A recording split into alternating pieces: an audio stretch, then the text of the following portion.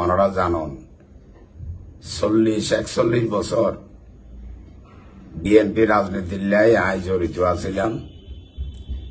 দলর যেহনো কঠিন কর্মসূচি আই নিজের জীবনের ঝুঁকি লইয়ে পালন করি। দলর কর্মী হলর চরম দুঃসময়ত কর্মী হলর পাশে দাঁড়াই, যে হারণে আয়াতুন রাষ্ট্রদ্রোহ মামলা হা বর্গে চেয়ারম্যানের জন্য বরখাস্ত হওয়া বর্গে এবং অসংখ্য মিথ্যা বানোয়াট গায়বী মামলার আসামি হওয়া বর্গে এন মহাবেলা করতে যাই আর জীবনের বেশিরভাগ সম্পদ ব্যয় করি ফেলা বর্গে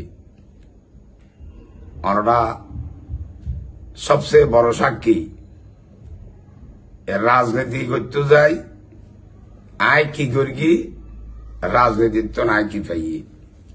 আর তখন সময় এমপি মন্ত্রী হইবে আর স্বপ্ন আছিল। রাজনীতির লে বারবার ঝুঁকি লইতাম যাই,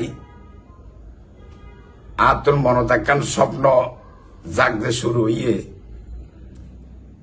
যে বাঁশখালী বাংলাদেশের মধ্যে একান মডেল এলাকা হিসাবে প্রতিষ্ঠা করণ যায় কিনা।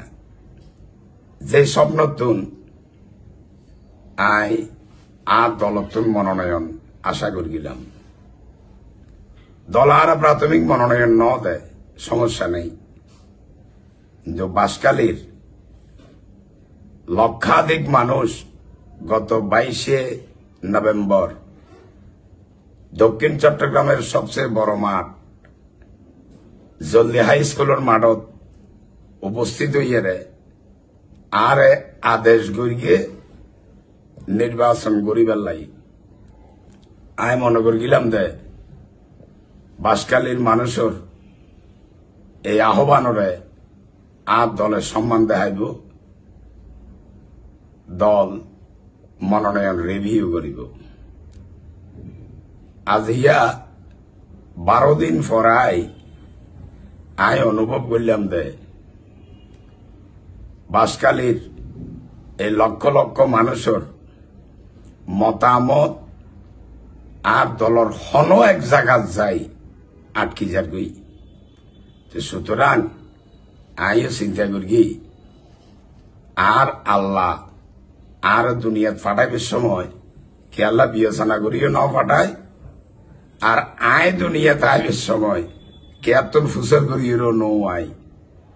আর তকদির জিয়ান তাক ইনশাল্লাহ দলে আরে লাথি মারি ফেলাই দিল আয় আশা করি আর প্রিয় বাঁশখালীবাসী আর বুকুর টানি নলইয়ের নফারিব। তাই আয় ইনশাল্লাহ ফাইনাল সিদ্ধান্ত গ্রহণ করি আগামী ত্রয়োদশ জাতীয় নির্বাচনত আয় বাঁশখালীতুন অংশগ্রহণ করিব। দল কি মার্কা কি ইয়ান বড় হতা নয়, আয় অনরার 5 বছরের লাই গোলামি করতাম চাই। আয় অনরার সমর্থন এবং সহযোগিতা চাই। সেই লক্ষ্যে আগামী হালিয়াতুন ইনশাল্লাহ গণসংযোগ লামির জুমার নামাজ আদায় করিম দে সরল গন্ডামারার বর্ডারত হজরত হোসেন শাহ রহমতুল্লাহ আলাই মাজার মসজিদত ইহান দি নামাজের পরপর দেশ নেত্রী বেগম খালেদা জিয়ার আশুর মুক্তি কামনা করি একান দোয়া মাহফিল করিয়ে আয় আর নির্বাচনী কার্যক্রম শুরু করিম ইনশাল্লাহ।